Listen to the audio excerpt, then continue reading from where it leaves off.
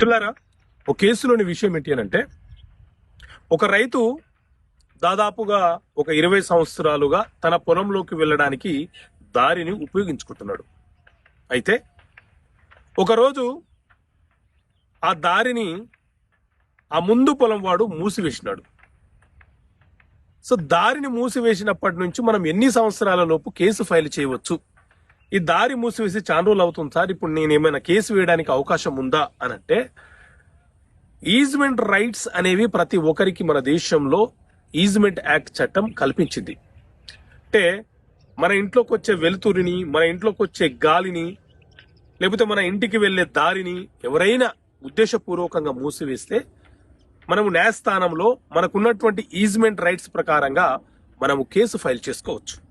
అయితే పొలాలకు వెళ్లే దారిని గత 20 సంవత్సరాలుగా మనం ఉపయోగించుకుంటున్న సందర్భంలో ఎవరైనా దారిని మూసివేస్తే